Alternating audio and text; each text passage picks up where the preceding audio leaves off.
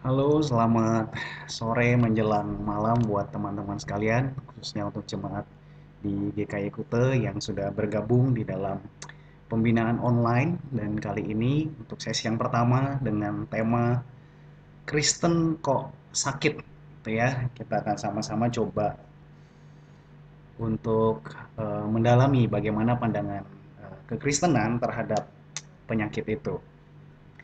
Dan saya mengajak kita juga untuk saat ini mengetahui bahwa sarana informasi ini digunakan oleh gereja kita oleh karena ada situasi COVID-19. Sehingga kita berhalangan untuk melakukan pembinaan secara tatap muka sebagaimana normalnya di dalam gedung gereja. Namun bersyukur sekali meskipun demikian, anugerah Tuhan itu cukup dan mencukupkan kita sehingga sekalipun terbatas, masih ada sarana anugerah Tuhan untuk dapat menyapa kita sekalian, memperbincangkan hal-hal rohani. Saya ingin tanya, seberapa sering kita itu memperbincangkan tentang hal-hal yang rohani dengan pasangan Anda, mungkin dengan kakak, adik, atau anak-anak kita, keluarga yang lain, dan teman-teman Anda. Seorang anak remaja yang pernah saya bina saat itu berkata, dia merasa gelisah sekali dan bertanya-tanya, rasanya kalau ngomongin hal-hal yang rohani itu seakan-akan menjadi canggung, menjadi aneh.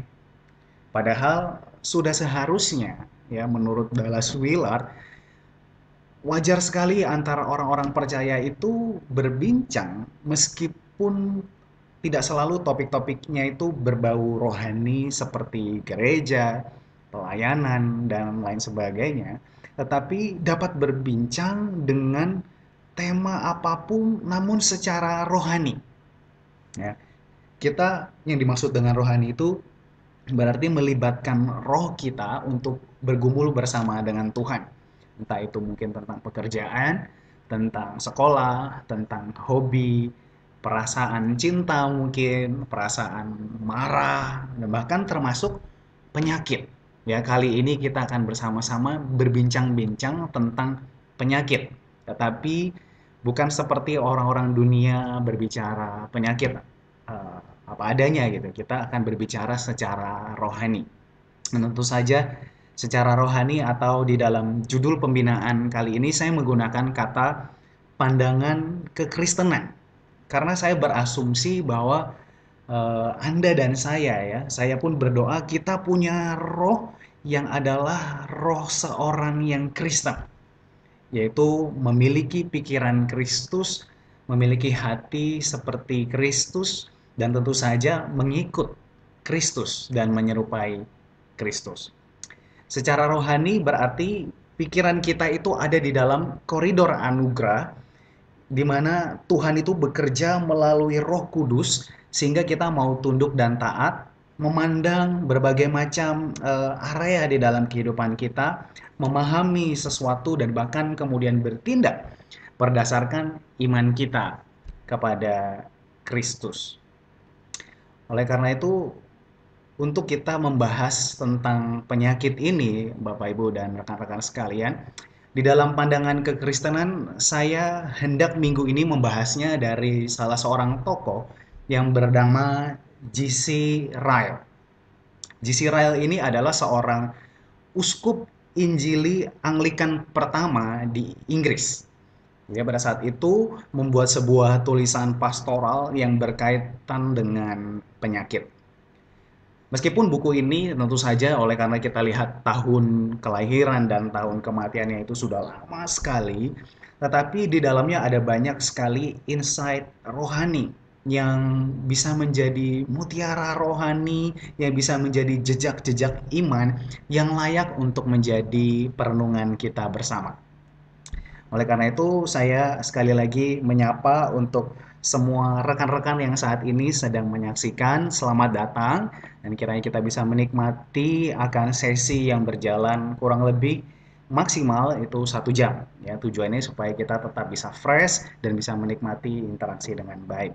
Oleh karena itu saya juga mengajak untuk rekan-rekan kita akan menggunakan fitur live chat ya. Jadi tentu saja di dalam video ini ada sebuah kolom komentar di mana rekan-rekan sekalian dapat berkomentar langsung, mengetiknya di situ. Dan jika ada waktu, kita akan bersama-sama membahas pertanyaan tersebut. Tetapi jika waktunya mungkin tidak cukup, kita akan membahasnya di esok hari. Oleh karena itu, rekan-rekan silakan menggunakan fitur ini dengan bijak dan dengan semangat yang positif untuk membangun yang satu dengan yang lainnya. Kita akan segera memulai dan saya rindu kita memulainya dengan sebuah kesadaran bahwa kita ini adalah orang-orang yang diberkati oleh Tuhan. Amin. Ya, kita adalah orang-orang yang diberkati, maka kita juga dipanggil untuk menjadi berkat bagi orang lain. Sehingga melalui apa yang kita renungkan selama beberapa hari ini, saya rindu ini bukan sekedar hanya mengisi pikiran atau keingintahuan kita, tetapi juga boleh menjadi satu pola pikir pandangan yang bisa memberkati kita untuk bergerak kepada orang-orang yang Tuhan percayakan di sekeliling kita. Tidak terkecuali bagi setiap orang yang saat ini mungkin sedang sakit atau yang saat ini mungkin sedang mengurus orang-orang sakit di masa-masa seperti ini. Oleh karena itu, pujian yang sebentar lagi akan saya putarkan kiranya bisa menjadi pengingat bagi kita bahwa kita adalah orang-orang yang diberkati oleh Tuhan untuk menjadi berkat bagi kemuliaan Tuhan. Berikut adalah pujiannya.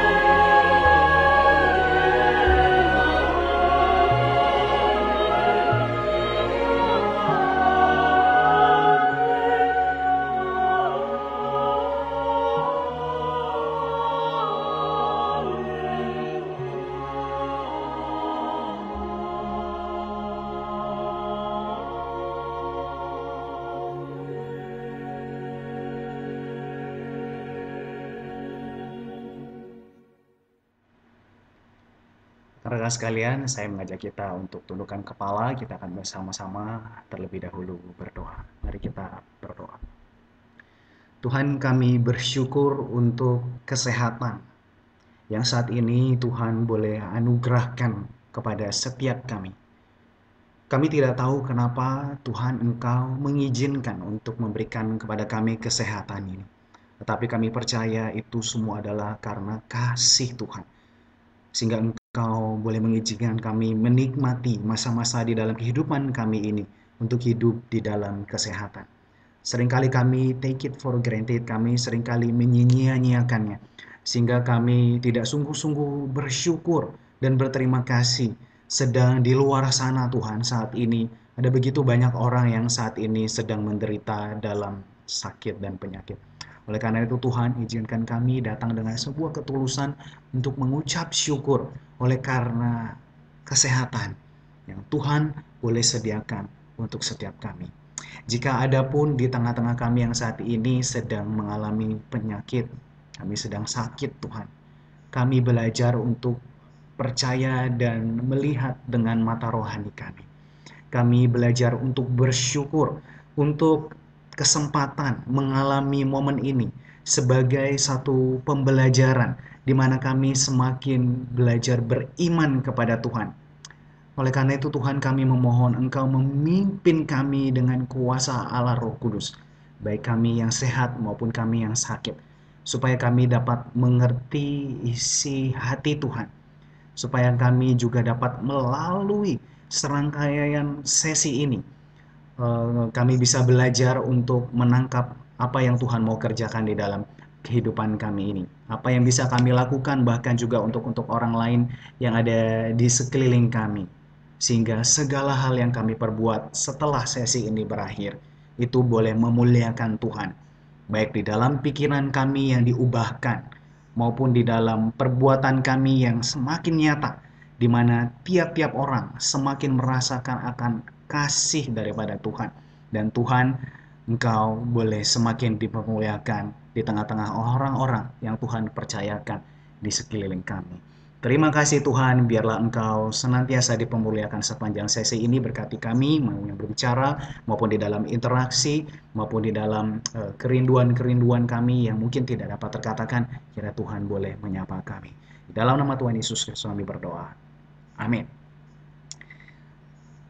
Saudaraku, saya akan memulai mengupas akan apa yang dibahas di dalam buku Sickness yang ditulis oleh J.C.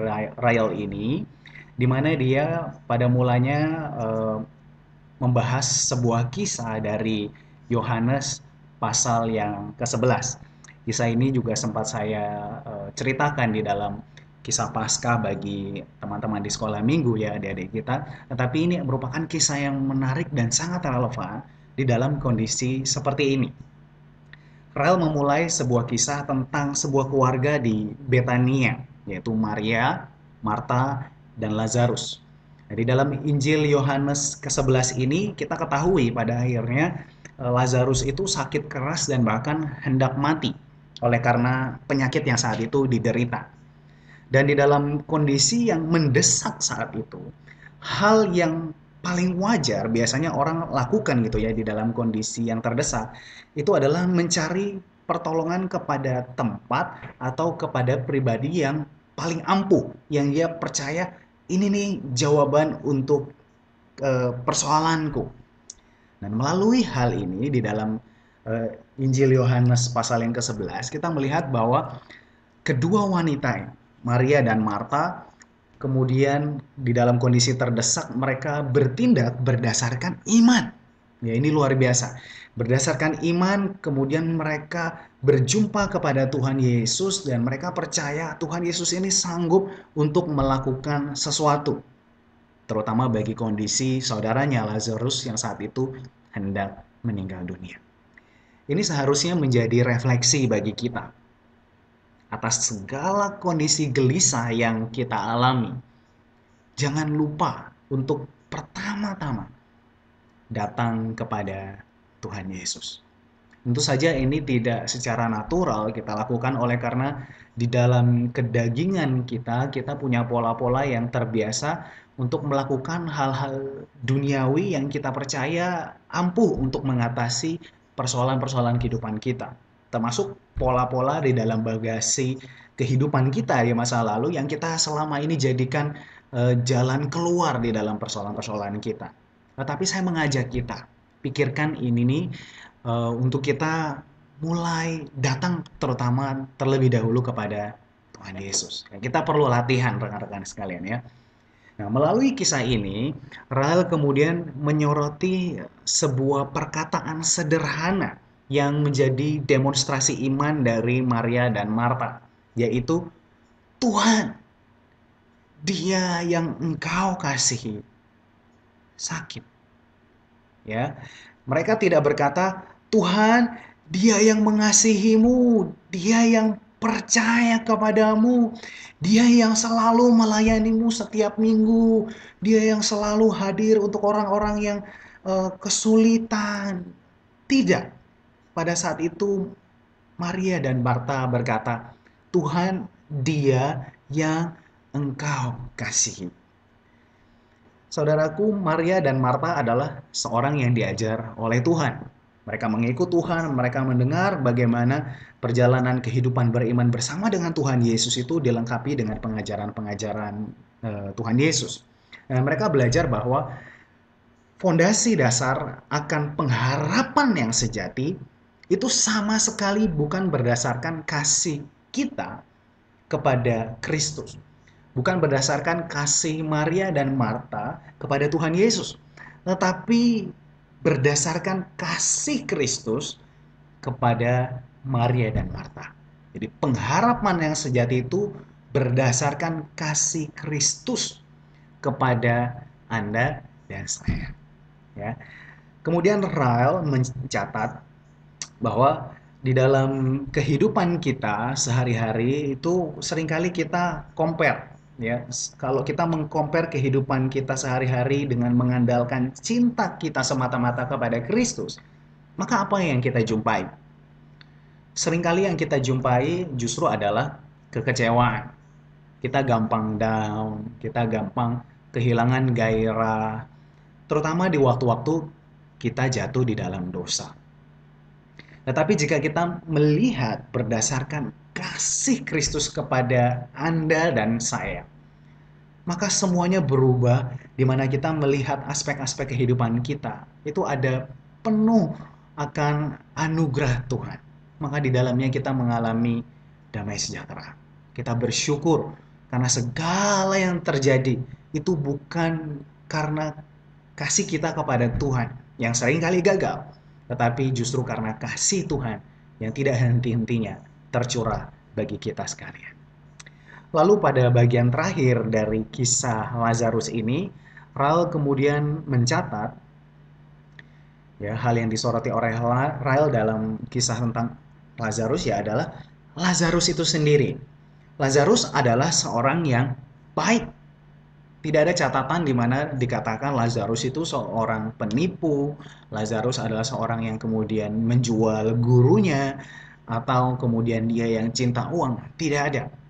Tetapi catatan itu menuliskan bahwa Lazarus adalah seorang yang dikasihi oleh Tuhan Yesus. Dia seorang yang bertobat. Ia adalah seorang yang percaya kepada Kristus. Ia mengalami pembaharuan hidup. Ia adalah sahabat bagi Kristus. Kita bisa melihat bagaimana di dalam Alkitab di pasal yang ke-11 itu dikatakan bahwa ketika Lazarus mati, Tuhan Yesus sampai menangis oleh karena cintanya kepada Lazarus itu. Jadi Lazarus ini adalah orang yang baik. Tetapi Lazarus yang baik seperti itu pun ternyata tetap menderita yang namanya penyakit. Saudara sekalian, tidak jarang bagi seorang yang kemudian baru percaya mengalami kesulitan untuk memahami hal ini. Yaitu kalau Tuhan itu adalah baik, kalau Tuhan itu adalah kasih, mengapa saya menderita penyakit? Mengapa orang-orang yang saya kasihi tiba-tiba mengalami sakit penyakit? Ini seringkali membuat orang-orang yang baru percaya mengalami kegelisahan. Tetapi melalui kisah ini memberikan sebuah hint, sebuah petunjuk bahwa orang seperti Lazarus pun yang dikasihi oleh Tuhan Yesus juga mengalami sakit. Ya, ini menegaskan pula bahwa penyakit tidak bisa kemudian digeneralisir atau diumumkan sebagai sebuah hukuman dari Tuhan, ya, atau penyakit itu kemudian terjadi karena secara menyeluruh Tuhan sedang marah. Ada kalanya memang, ya, di bagian ini saya percaya bahwa ada kalanya memang Tuhan mengizinkan penyakit itu terjadi, sama seperti misalnya kasus Miriam dan Harun. Ketika mereka berdua kemudian mencela dan mengejek akan Musa, yang terjadi kemudian adalah kemudian Miriam mengalami sakit kusta secara seketika. Tetapi ketika kita melihat kisah Lazarus ini, orang yang dikasihi Tuhan pun juga bisa kena penyakit. Nah, di dalam Yohanes 11 ayat 4, kenapa sih penyakit itu kemudian diizinkan oleh Tuhan terjadi? Di dalam Yohanes 11 ayat 4 dikatakan, penyakit itu tidak akan membawa kematian, tetapi akan menyatakan kemuliaan Allah. Sebab oleh penyakit itu, anak Allah akan dimuliakan. Perhatikan saudaraku, bahwa Tuhan Yesus berkata, penyakit itu, ya, penyakit yang saat itu diderita oleh Lazarus, di mana semua orang sudah menduga, wah, pasti Lazarus kalau kena penyakit itu pasti ujungnya mati. Jadi semua orang itu sudah berpikir bahwa ujung kehidupan dari Lazarus itu pasti mati. Tetapi Tuhan Yesus berkata berbeda, rekan-rekan sekalian. Tuhan Yesus berkata bahwa penyakit itu ujungnya bukan kematian. Saya tidak tahu, Alkitab tidak menceritakan apakah kemudian pada akhirnya Lazarus kena penyakit yang sama, kemudian meninggal. Kita tidak tahu. Tetapi Tuhan Yesus berkata pada saat itu, penyakit itu yang saat ini diderita oleh Lazarus, ujungnya bukanlah kematian. Ujungnya adalah Tuhan akan dimuliakan. Ya, anak Allah akan dimuliakan. Jadi Tuhan Yesus memiliki pandangan yang berbeda, di mana orang-orang melihat ujungnya kematian, Tuhan Yesus melihat ujungnya adalah Tuhan akan dipermuliakan. Itu sebabnya rekan-rekan sekalian, Rael kemudian mencoba menggali kedalaman dari pengalaman rohani ini, sehingga ia dapat memberikan sebuah kesimpulan mula-mula bahwa sickness is intended to be a blessing to us and not a curse. Atau di dalam bahasa Indonesia, penyakit itu ditujukan untuk menjadi berkat bagi kita dan bukanlah sebuah kutukan. Ini yang menjadi kesimpulan dari Rahab. Oleh karena kita kemudian beriman bahwa seperti di dalam Roma 8 ayat 28, bahwa Allah turut bekerja di dalam segala sesuatu untuk mendatangkan kebaikan bagi mereka yang mengasihi Dia, yaitu bagi mereka yang terpanggil sesuai dengan rencana Allah. Maka Rael kemudian mengencourage, ya, mengajak kita untuk seharusnya kita mulai berpikir ulang. Berbahagialah seseorang yang kemudian dapat berkata, jika Bapa sedang mengerjakan sesuatu melalui penyakit yang saya atau orang yang saya kasihi derita saat ini, maka pastilah ada satu itikat, pasti ada satu tekad, pasti ada satu maksud yang baik bagi saya dan bagi orang yang saya kasihi. Ya, itu luar biasa indah sekali. Rael kemudian, Bapak Ibu dan Saudara sekalian, mencatat ada 3 poin yang perlu untuk orang percaya itu renungkan tentang penyakit ini. Ya, dimana yang pertama adalah penyakit itu universal. Ya, penyakit adalah universal. Penyakit jelas ada di mana-mana.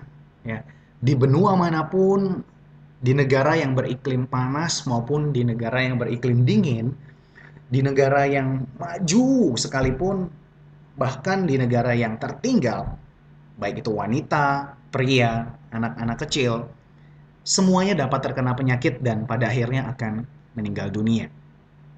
Tetapi anugerah itu tidak ditujukan untuk membuat orang percaya itu jadi anti terhadap penyakit, ya. Dan kemudian orang percaya menjadi luput oleh karenanya. Tidak. Demikian pula dengan kekayaan. Kekayaan tidak sanggup membeli pengecualian atas penyakit. Dan status sosial tidak dapat mencegah serangan penyakit untuk menyerang mereka. Baik itu pemerintah, baik itu warga biasa, mau dia bos atau dia karyawan, mau dia orang kaya atau orang miskin, dia orang yang berpendidikan atau dia orang yang kurang berpendidikan, baik dia guru atau dia murid, bahkan sekalipun dokter atau pasien, serta seperti kami-kami rohaniwan, jemaat, semua tidak lepas dari intayan penyakit itu. Dan menarik sekali dikatakan oleh Rael bahwa setiap jengkal dari tubuh kita, ya, dari bagian paling atas tubuh kita, dari kepala sampai ujung kaki kita, itu semuanya sangat rentan terhadap penyakit. Ya, saya pernah punya entah mungkin semacam jerawat atau apa saya nggak tahu gitu ya, tapi itu ada di dalam ada di bagian telinga saya gitu ya. Aduh, itu telinga ini kan bagian yang paling luar lah gitu ya, yang rasanya nggak terlalu sakit-sakit amat kalau apapun terjadi gitu ya. Kalau misalnya kita cubit telinga kita keras-keras banget, dengan kekuatan yang sama kita cubit tangan kita, oh sakitnya luar biasa. Ya, jadi bayangkan jerawat itu ada di telinga saya tuh sakitnya luar biasa dan nggak enak sekali ya kalau tidur itu ganjel gitu kayak ada sesuatu nggak enak sekali gitu. Belum lagi kalau misalnya di bagian ujung kepala tadi udah, misalnya di bagian ujung kaki gitu ya. Misalnya ada yang namanya mata ikan gitu ya. Eh, tapi ini ngomong-ngomong semoga netizen di rumah tidak ada yang lagi makan ya. Kalau misalnya lagi makan, mohon maaf gitu ya. Semoga tidak ilfil dengan apa yang kita bahas pada malam hari ini. Tetapi pada akhirnya penyakit itu meskipun kecil di bagian tubuh manapun di dalam jengkal tubuh kita itu menyakitkan sekali dan mengganggu sekali. Nah, pada saat itu kemudian Rael justru merenungkan dengan kompleksitas tubuh yang seperti ini, ya, yang begitu rentan dari ujung kepala sampai ujung kaki. Sebetulnya ia tidak heran bahwa manusia itu sebetulnya usianya tidak panjang. Justru yang mengejutkan bagi dia adalah mengapa manusia dengan tubuh yang begitu rentan ini dapat bertahan hidup begitu lama. Maka disitulah kita bisa betul-betul meyakini kalau kita masih bisa hidup sampai lanjut usia itu adalah karena semata-mata anugerah Tuhan, ya. Dan Bapak Ibu Saudara sekalian, penyakit ini seringkali menjadi sebuah sarana yang membuat seseorang itu kemudian terpaksa untuk merendahkan dirinya, ya. Kita akan lihat sama-sama ada seorang tokoh yang pasti mungkin eh, ada yang kenal, ada yang mungkin belum kenal juga ya, yang generasi baru mungkin belum terlalu mengenal ya. Ini adalah seorang tokoh. Ya, penyakit itu bisa membuat seseorang yang paling kuat sekalipun, ya, itu bisa menjadi seperti seorang anak kecil. Saya melihat Muhammad Ali di dalam sebuah foto gitu ya, dia hendak meresmikan entah yayasan atau apa, dia hendak memotong pita yang berwarna merah seperti itu ya. Biasanya untuk meresmikan akan satu event tertentu, tempat tertentu. Dan pada saat itu Muhammad Ali yang lihat aja ototnya, oh gede luar biasa gitu ya. Tetapi pada saat itu dia tidak bisa bahkan untuk menutup eh, genggaman dari gunting itu oleh karena penyakit yang ia derita ya, yaitu Parkinson disease. Sehingga penyakit bisa membuat orang yang terkuat sekalipun menjadi seperti seorang anak kecil ya, menjadikan dirinya layaknya pepatah dari kitab Pengkhotbah yang berkata seperti seekor belalang yang melompat entah kemana. Oleh karena belalang itu ketika ia melompat, ia pasti akan terbawa angin. Ya, angin yang keras akan membawa dia melompat kemanapun ia tidak tahu, tergantung angin itu akan bertiup. Bahkan seseorang yang dengan karakter keras sekalipun, seseorang yang keras kepala sekalipun, ketika ia mengidap sebuah penyakit, itu akan dibuatnya menjadi gemetaran saat penyakit tersebut kemudian menyerang dia. Oleh karena itu, rekan-rekan sekalian, tidak jarang rumah sakit itu menjadi tempat di mana seseorang itu terbaring, tetapi bangkit kesadarannya. Ya, penyakit dan rumah sakit itu menjadi semacam tembok ratapan di mana orang-orang yang keras kepala itu bertobat. Nah, tapi saya mengajak, ya, mumpung kita sedang berbicara tentang tembok ratapan, setelah ini jangan bergegas kemana-mana. Setelah sesi yang pertama ini berakhir pada pukul 7.30, nanti jam 8 sampai jam 9 malam masih di page yang sama akan membahas tentang kitab ratapan. Ya, kita akan diajak untuk menikmati dan menghayati bagaimana seorang yang percaya itu seharusnya meratap gitu ya. Jadi jangan lupa setelah sesi ini berakhir, kembali pukul 8 sampai pukul 9 kita akan mendalami kitab ratapan ya. Jadi jangan lewatkan juga ya, kita endorse dulu ya yang punya gembala kita juga. Nah, Bapak Ibu dan Saudara sekalian, sehingga pada akhirnya kita mengerti bahwa penyakit itu universal. Keahlian dari dokter untuk menemukan teknik atau pengobatan, baik itu kebijakan pemerintah mengelola sebuah pola hidup yang sehat, yang mungkin dengan masif dapat mengurangi tingkat kematian. Tetapi pada akhirnya pengobatan barat, pengobatan alternatif itu tidak dapat menihilkan penyakit dan kematian. Itu sebabnya indah sekali apa yang dikatakan oleh pemazmur di dalam Mazmur 90 ayat yang 10 dan masih sangat relevan. Ribuan tahun yang lalu bahkan sampai sekarang itu masih relevan, di mana dikatakan masa hidup kami itu 70 tahun dan jika kami kuat 80 tahun. Dan kebanggaannya adalah kesukaran dan penderitaan sebab berlalunya buru-buru dan kami melayang lenyap. Maka pertanyaannya sekarang Bapak Ibu dan rekan-rekan sekalian, jika penyakit itu adalah universal, maka jawaban apa yang kita akan berikan kepada anak-anak kita ketika mereka kemudian bertanya kepada kita, mengapa orang-orang menjadi sakit? Mengapa orang-orang yang sakit kemudian menjadi meninggal? Mengapa? Bagaimana kita akan menjawab pertanyaan-pertanyaan tersebut? Pertanyaan ini adalah pertanyaan yang sederhana, tetapi juga pertanyaan yang sangat serius. Oleh karena itu kita perlu mengingat, Bapak Ibu dan rekan-rekan sekalian, bahwa Tuhan pada mulanya tidak pernah menciptakan wabah dan penyakit. Tuhan tidak pernah menciptakan wabah dan penyakit. Sebab ketika ia menciptakan segalanya, di dalam Kejadian pasal yang pertama dan yang kedua dikatakan bahwa Tuhan menciptakan segala sesuatunya di dalam tatanan yang sempurna. Sehingga ketika Tuhan sendiri kemudian melihat akan ciptaannya, wah, engkau begitu amat baik. Ya, Tuhan menciptakan dunia ini begitu amat baik, sungguh amat baik. Dan Alkitab kemudian memberikan kepada kita penjelasan yang saat ini atau orang-orang yang belum percaya itu sedang terheran-heran. Mengapa dunia ini ada sakit dan penyakit?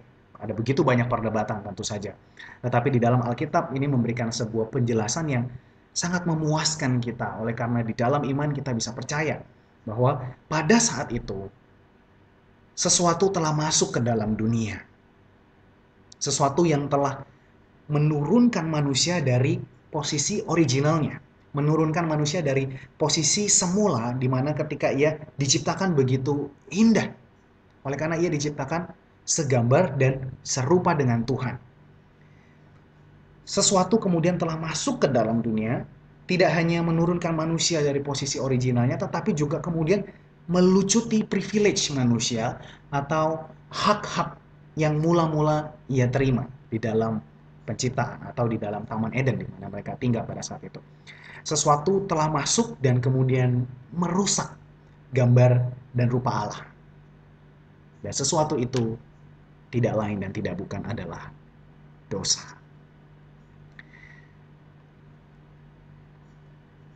Dosa adalah penyebab utama dari penyakit masuk ke dalam dunia. Ya, perhatikan baik-baik, dosa adalah penyebab utama dari penyakit masuk ke dalam dunia. Itu bukan berarti segala penyakit itu disebabkan oleh dosa. Sebagaimana pada saat itu Tuhan Yesus kemudian dicobai, mereka beberapa orang kemudian mempertanyakan dosa siapakah ini, seorang anak yang buta dari lahir, dosa diakah, apakah dosa orang tuanya? Tetapi Tuhan Yesus berkata bahwa penyakit itu diizinkan oleh karena Tuhan akan menyatakan kemuliaan, itu akan mendatangkan kemuliaan bagi Tuhan. Sehingga jangan sampai terbalik ya. Di sini kita mau mengatakan bahwa dosa itu penyebab utama dari penyakit, eh, dosa itu menyebabkan penyakit bisa masuk ke dalam dunia. Artinya sejak dosa masuk ke dalam dunia, maka manusia itu mengalami yang namanya sakit penyakit, penderitaan, bahkan kutuk akibat dosa itu pun sampai berdampak kepada tanah. Ya. Sehingga manusia harus bekerja keras, harus mengelola kehidupan mereka oleh karena kutukan yang mereka alami. Gitu ya.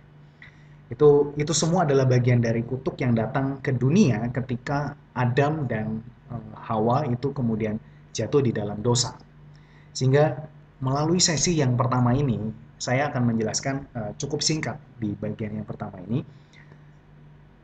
fondasi awal untuk mengawali dan menyamakan pandangan kita tentang penyakit, ya, di mana penyakit itu sifatnya universal. Yang pertama, sifatnya universal dan berlaku kepada semua orang tanpa terkecuali, dan keuniversalan itu berlaku oleh karena melalui satu orang yang jatuh di dalam dosa. Ya, seperti yang dikatakan di dalam Roma 5 ayat 12, dosa telah masuk ke dalam dunia oleh satu orang dan oleh dosa itu juga maut kemudian menjangkit kepada setiap manusia. Sehingga eh, tidak akan pernah ada penyakit apabila tidak ada kejatuhan, dan tidak akan pernah ada penyakit apabila tidak ada dosa. Tanpa dosa, tanpa kejatuhan, maka penyakit itu tidak akan pernah ada. Itu adalah poin yang pertama yang saya rindu untuk bagikan kita pada hari ini. Dan sekali lagi saya memberikan kesempatan untuk rekan-rekan sekalian boleh menggunakan fitur live chat atau komen yang ada di bawah atau di samping saya ini untuk boleh memberikan komentar, berdiskusi secara sehat, ataupun juga boleh mengajukan pertanyaan. Ya, jika kita sempat, jika pertanyaan ini bisa saya jawab juga, karena belum tentu semua pertanyaan bisa saya jawab, kita akan bahas pada saat ini. Tapi jika tidak ada, maka kita akan melanjutkannya pada hari esok. Hari ini kita hanya membahas pendahuluan sampai poin yang pertama. Untuk hari selanjutnya kita akan membahas poin yang kedua dan poin yang ketiga, di mana penyakit itu kemudian juga, poin yang kedua dibahas oleh G.C. Ryle bahwa penyakit itu memiliki benefit, memiliki keuntungan. Ya, kita akan membahas perspektif kekristenan untuk melihat hal-hal baik yang disebabkan, yang diberikan, yang dibawa oleh penyakit bagi orang-orang percaya. Ya, tentu saja penyakit itu ada hal-hal baiknya. Nah, apa saja hal-hal baik itu? Kita akan bahas esok hari.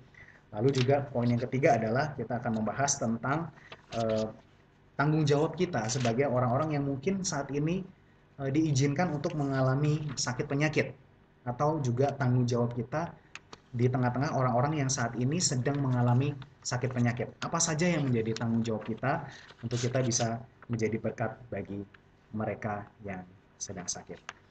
Saya mengizinkan rekan-rekan jika ada yang mau bertanya, silakan untuk mengajukan pertanyaan melalui fitur live chat ini. Saya memberikan waktu 1 menit sambil kita akan kembali memutar sebuah video lagu yang tadi untuk kita menghayati kita adalah orang-orang yang diberkati oleh Tuhan, dan kita dipanggil untuk menjadi berkat melalui apapun yang Tuhan boleh izinkan pada hari ini, kita boleh pelajari.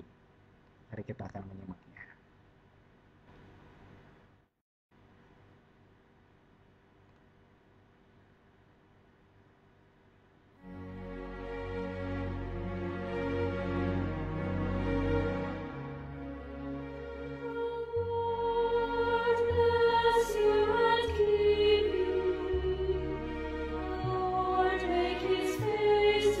Shine upon you, shine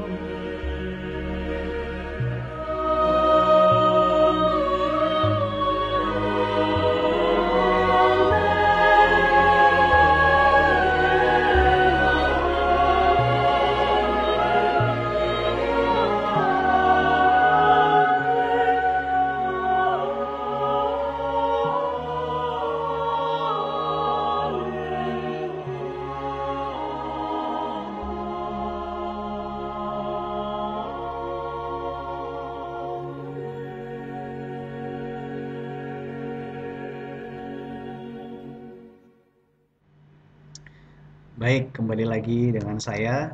Ya, terima kasih buat rekan-rekan sekalian yang sudah bergabung dari tadi sore ya jam setengah 7 sampai kita sekarang saat ini sudah pukul 7.12 dan karena tidak ada pertanyaan pada sesi yang pertama ini, kita akan segera menutupnya dan kiranya apa yang sudah disampaikan tadi boleh menjadi berkat bagi kita untuk kita boleh menyamakan satu fondasi yang mula-mula bagi kita sekalian untuk memahami mengapa penyakit itu universal dan penyakit itu kemudian masuk ke dalam dunia dan bagaimana kemudian kita bisa menyikapinya. Ya, kita akan bersama-sama menutup sesi kita pada malam hari ini.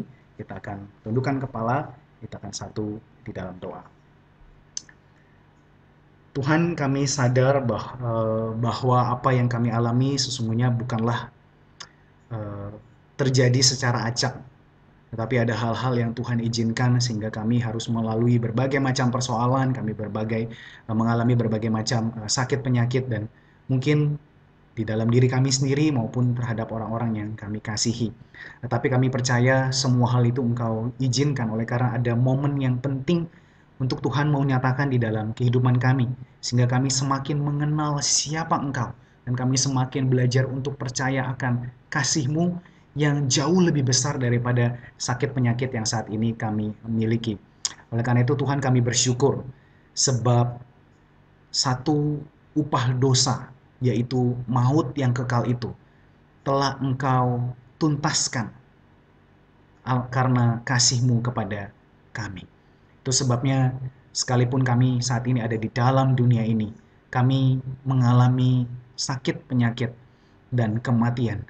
Kami mau percaya Tuhan bahwa itu semua berujung bukanlah kepada kematian semata di mana kami kemudian hilang dan lenyap begitu saja. Tetapi Tuhan, kami memiliki kehidupan yang lanjut, kehidupan yang terus tiada berkesudahan, bahkan di dalam kehidupan yang penuh dengan kesehatan, penuh dengan sukacita. Karena di sana tidak ada lagi sakit penyakit, karena di sana tidak ada lagi air mata dan tangisan. Karena kami di sana bersama-sama dengan Tuhan yang telah mengembalikan kami kepada posisi kami yang semula, yaitu posisi yang terbaik ketika Engkau telah menciptakan kami. Tuhan, kami berterima kasih untuk setiap orang yang saat ini hadir di dalam pertemuan online ini. Engkau berkati. Saat ini mungkin di tengah-tengah kami ada yang sedang sakit. Di tengah-tengah kami mungkin orang-orang yang kami kasihi sedang sakit. Baik itu sakit yang sifatnya fisik, baik itu sakit yang sifatnya secara mental. Kami berdoa Tuhan, kami memohon Engkau boleh berbelas kasihan. Tetapi sekiranya Tuhan Engkau sedang memiliki maksud di balik segala sesuatu. Kira Tuhan Engkau boleh memberikan kekuatan untuk kami boleh melalui kehidupan yang sementara ini di dalam pengharapan kepada Tuhan Yesus yang telah memberikan kami pengharapan di dalam hidup yang kekal. Terima kasih ya Tuhan, kami bersyukur, kami berterima kasih untuk semua kebaikan dan kemurahan yang telah Engkau berikan. Biarlah anugerah-Mu boleh kami hidupi di dalam kehidupan yang penuh dengan tanggung jawab, baik untuk diri kami sendiri maupun kepada orang-orang yang ada di sekeliling kami. Terima kasih ya Bapa, di dalam nama Tuhan Yesus Kristus kami telah berdoa dan bersyukur. Haleluya. Amin. Terima kasih rekan-rekan sekalian. Selamat malam, selamat melanjutkan makan, dan jangan lupa jam 8.45 menit lagi di page yang sama kita akan bersama-sama mengikuti pendalaman kitab Ratapan. Dan kiranya kita boleh semakin diperlengkapi dan Tuhan Yesus dipermuliakan dalam setiap kegiatan kita. Tuhan Yesus memberkati.